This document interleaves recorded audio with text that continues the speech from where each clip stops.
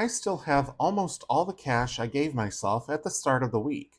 I'm going to show you how my new normal is impacting my August budget and how I'm planning on adjusting future months going forward. Ready? Let's go!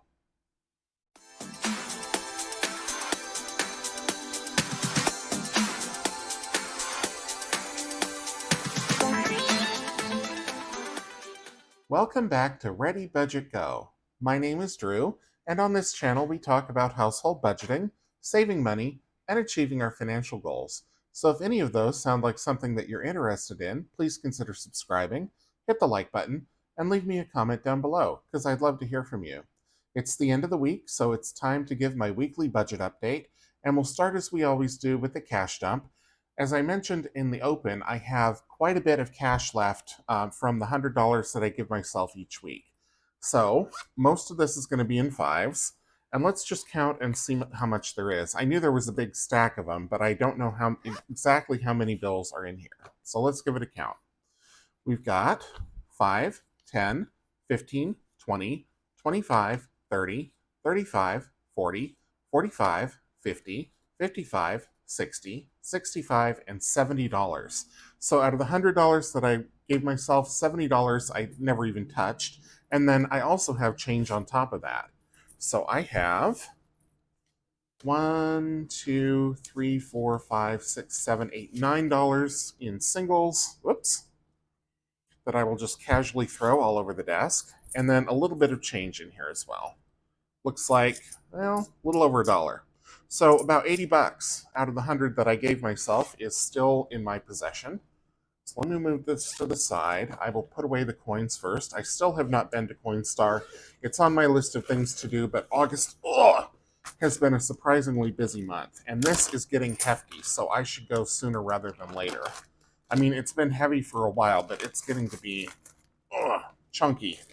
Okay, so that's the coins. Let me move this off to the side. And then I will throw all of these in here. And what I do is at the end of the month, or really the start of the next month, I add all of the bills that I have in here into the Letterbucks challenge. And I'm going to have to figure out what I'm going to do in future months. I think for September, for sure, I'm going to cut the allowance from $50 or from $100 a month cash. Sorry, from $100 a week in cash to $50 a week. Because I mean, as much as I want to save money, this is getting to be more than I need. So I would rather just keep it in my checking account rather than taking out so much cash.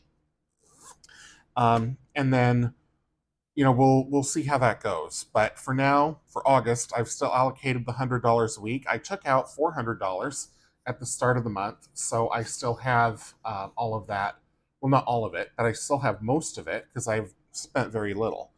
So that is the cash dump. So let me set all of these aside. And what I use that money for is, excuse me, Christmas presents, birthday presents, holiday spending, anything like that.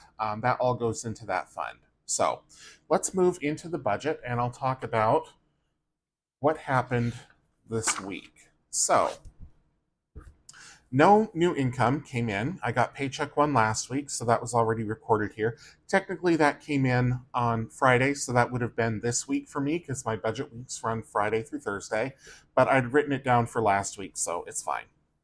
The PUD bill came out. That was electricity. That was bang on what I'd budgeted. This is a lot more than it used to be when I lived at my previous address, but I have air conditioning, so it's worth every penny. And this is still a lot than most people pay. I live in the Pacific Northwest where we have cheap hydroelectricity, so not only is it cheap for us, but our rates are subsidized by ratepayers in other states that buy our excess power. So $60 for electricity, and then down here, these other bills, Microsoft 365, I decided to cancel this, so this was $0. There we go. Doctor bill, I budgeted $250. It was actually well over $400, and I decided to use my health savings account for this rather than to take it out of here. So that I am also going to record as a $0. I did spend the money, but I don't track my HSA because it is for long term. I have other doctor bills coming up in September that I will budget for in here, but just because this one was so much bigger than I was anticipating, and I knew I was going over in my wallet spending, I just decided to take it out of my HSA, which is totally fine with me. And then my haircut was also $60, bang on what I had budgeted. So just a couple more bills here. I should have those by the end of next week, and then that will be it for August. Wallet spending, we will come back to. Stockpiles, this is money that I am setting aside for a specific purpose. And for me, this purpose is a trip coming up in November or for FinCon, which is in September. So I haven't really done anything with that, but that money is earmarked for those purposes. Then for savings and extra debt, $306 from last week, or from this week rather, I had $106 from game night, $100 from the Life of a Creator, and $100 from the Paint by Sticker book. So game night is Monday, and then the savings challenge books are on Wednesday. So if you haven't seen those videos yet, go back and watch them.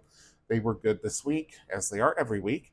Last week I fully funded my Roth IRA, so this week it is all going toward the big move, which if you haven't seen my other videos, I am planning on moving to another state next week.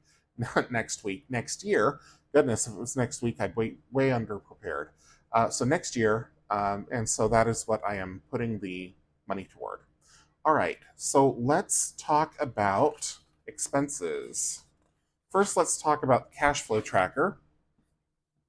So I didn't have any deposits this week. This is basically just a check register. I made several credit card payments, and I have multiple credit cards. I pay all of these to zero every month. So one of these is my business card. One of them is only for Amazon. One of them is a legacy credit card that has recurring bills in it. Another one is a Marriott card. I have my big rewards card.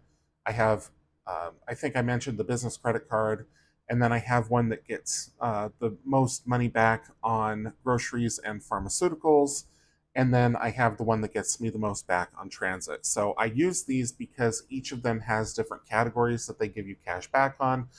So I maximize the ones that I need. So that is why I carry so many credit cards, but like I say, I pay them to zero every single month. So, even though I've made all these payments, I may make another set of payments next week, just because when the balances start to creep up, I like to just pay them down. I account for all of the spending on credit cards elsewhere in my budget, so that money is already accounted for to come out of my checking account. It's just whenever I make the payments. So all of that is good. And then down here at the bottom, I sent to my high yield savings account, which is at Wealthfront, $306, and that is for the big move. Okay, next let's talk about expenses, and I have pre-filled these as well. So on the 15th, I went to McDonald's, $6.60. On the 16th, Safeway groceries, $32.14. The 17th, DoorDash, I got dinner, about $24. Same thing on the 18th, same restaurant, same food, same amount. It was so good the first night, I had to get it again on the second night, so that's why that's like that. Safeway, I walked there. It's about 3 miles from where I live, and I had been taking money with me to buy some water and something to eat, so that I would have some energy to walk all the way back. And I'd forgotten to put cash in my wallet this day, so I had to dig out the credit card for $1.74. So then Costco, this was the big grocery shop, $157.91. And then weekly cash, $100. I always record $100 here, no matter if I've spent the full 100 or not, just because for me that is a sunk cost. I am taking $100 out of the bank each week for spending, and whatever I don't spend on myself goes into the gift fund. So that helps me kind of keep spending in check.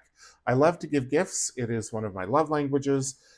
So because of that, I try to conserve as much cash as I can so I can spend it on others. And that really does help curb the shopping addiction and, makes me think twice before I spend cash. So those are all the transactions for the week. Let me first color code them. I will get out a highlighter here. I've got this pen case handy, and I know there's highlighters in here, so I'll just take out one of these. We'll do green. for this week. And I do this just so I can keep track of what expenses went with which week. Okay, so there we go. Put this back in here.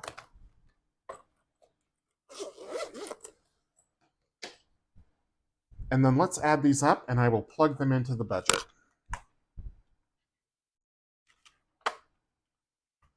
So we have $660, $32.14, $23.97, and $23.97 again, $1.74, $157.91, and $100. $346.33. So let me go back to the budget overview page here.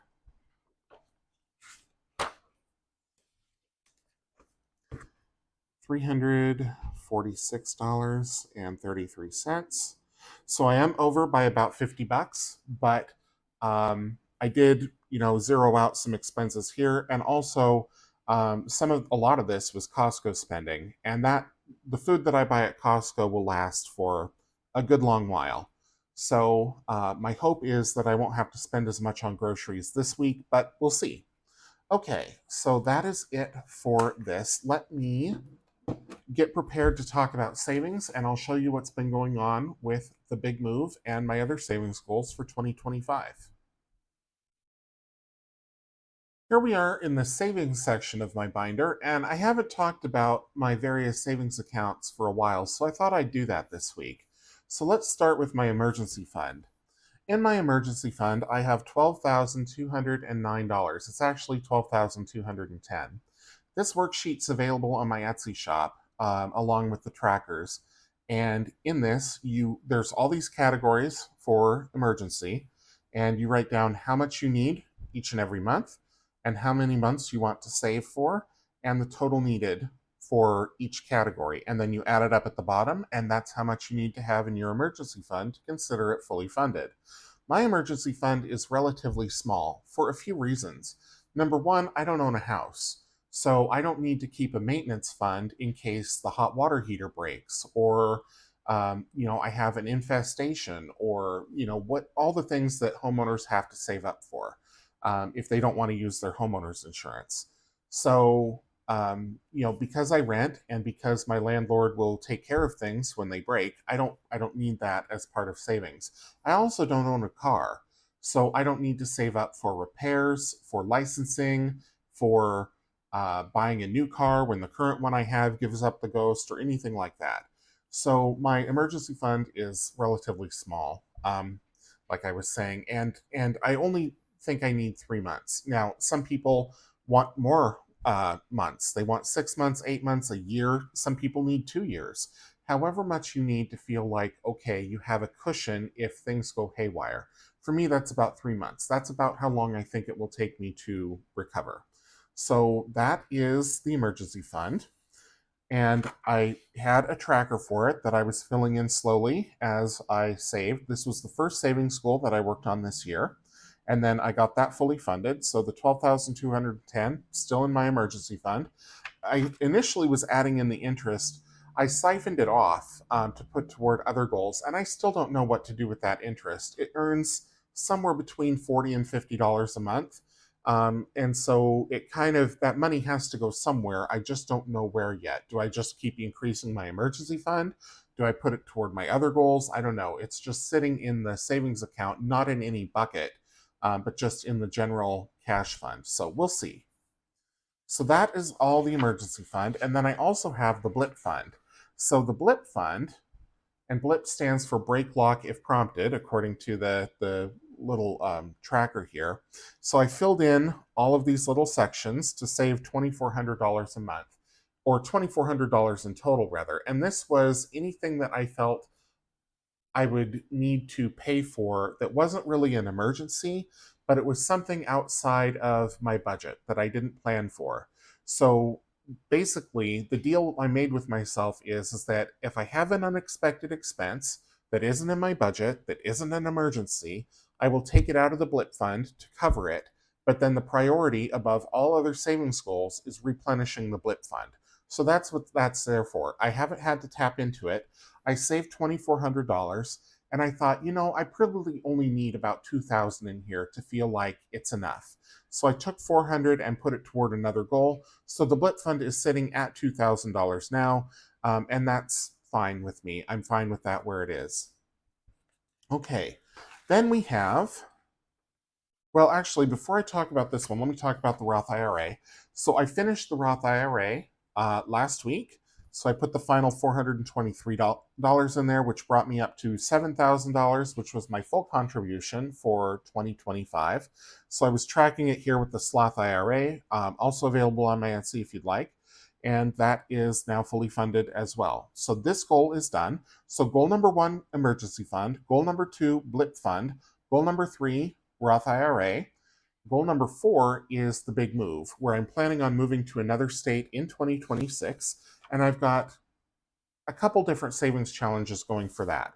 One is the subscriber count monetization tracker. So every 10 subscribers, I save $50.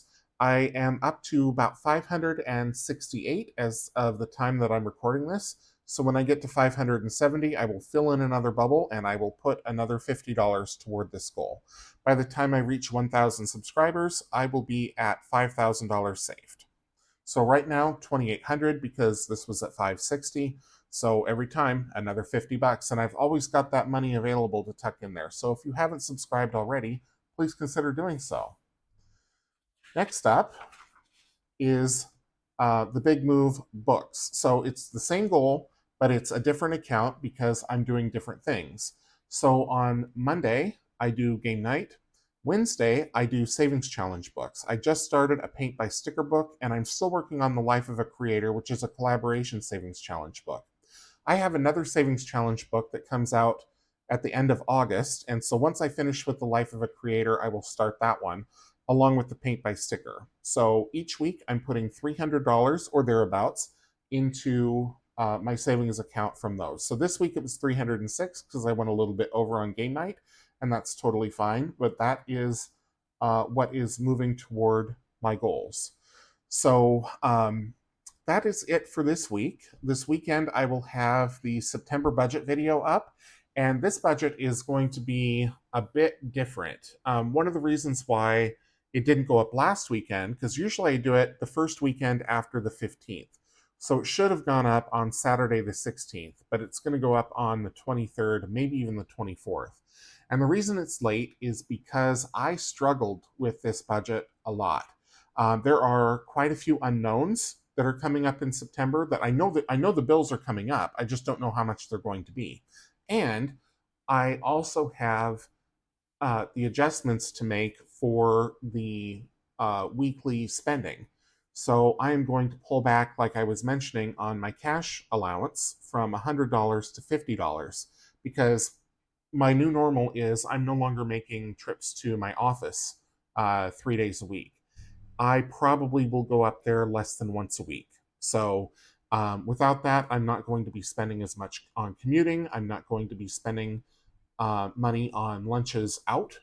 I will have all of my own food here from the grocery store or from Costco. So that is why things are kind of in flux right now. It's why I bought a Costco membership because I knew I was going to need to build up more stores of food at home because I wouldn't be going out as much. So it's a change for me. So look for more information on that in my September budget, which, like I say, will be up this weekend. On Monday, I will be back for game night. Wednesday, the next installment of the Savings Challenge books go up. The Life of a Creator, I'm just working through that book. And then in the Paint by Sticker, I narrate some of my history with money. The first one that I did, I talked about early childhood. This next week, I'll be talking about adolescence, getting my first job, my first paycheck, and how my views of money started to shift as I started earning my own money. So that is all for this week. Thank you so much for watching. If you enjoyed the video, please leave it a thumbs up and drop me a comment down below so I know you were here. If you haven't subscribed already, I will save $5 if you do. And until I see you in the next one, take care.